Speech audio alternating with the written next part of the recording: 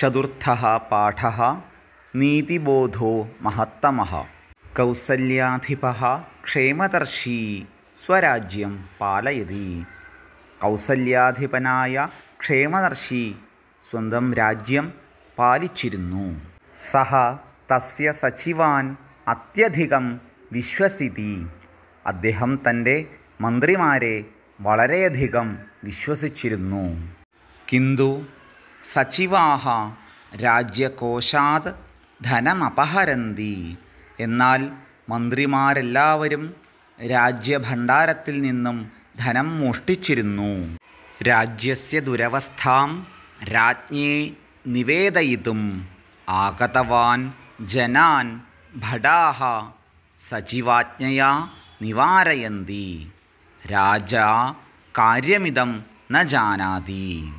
രാജ്യത്തിൻ്റെ ഈ ദുരവസ്ഥ രാജാവിനെ അറിയിക്കുവാനായി എത്തിയ ജനങ്ങളെ മന്ത്രിമാരുടെ ആജ്ഞയാൽ ഭടന്മാർ തടഞ്ഞിരുന്നു. ഈ കാര്യങ്ങളൊന്നും രാജാവ് അറിഞ്ഞിരുന്നില്ല.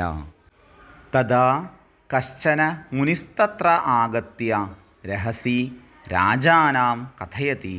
അപ്പോൾ ഒരു മഹർഷി വന്ന് രഹസ്യമായി രാജാവിനോട് പറഞ്ഞു, ഭോഹോ രാജൻ സചിവാഹ അസ്മാകം രാജ്യധനം അപഹരന്തി.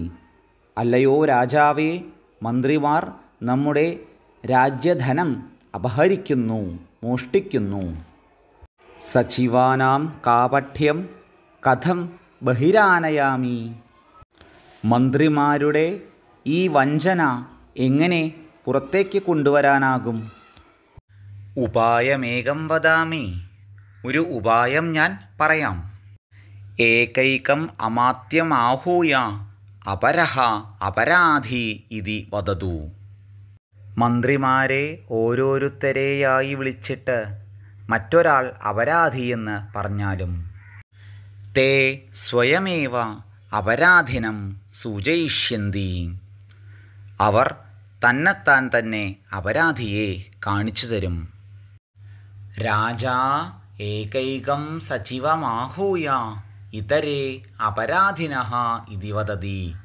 രാജാവ് ഓരോരോ മന്ത്രിമാരെ വിളിച്ചിട്ട് മറ്റുള്ള മന്ത്രിമാർ അപരാധികളാണെന്ന് പറയുന്നു. രാജ്ഞഃ പ്രീതിം സമ്പാദയിതും.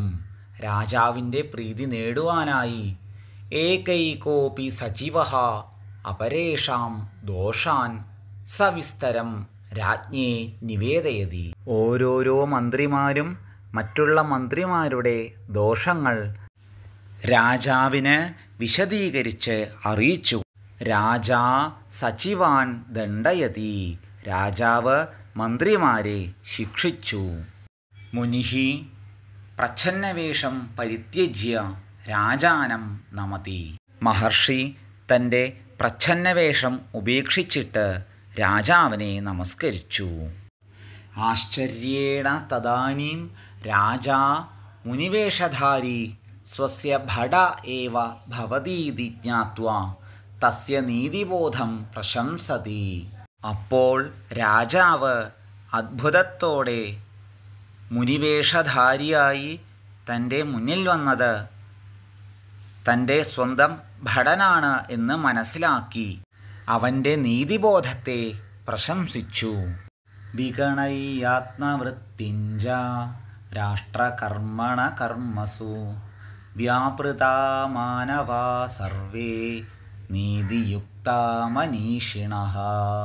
സ്വന്തം കാര്യം പരിത്യജിച്ച് രാഷ്ട്രകർമ്മങ്ങളിൽ വ്യാപൃതന്മാരായ ബുദ്ധിമാന്മാർ എല്ലാവരും നീതിയുക്തന്മാരാണ്.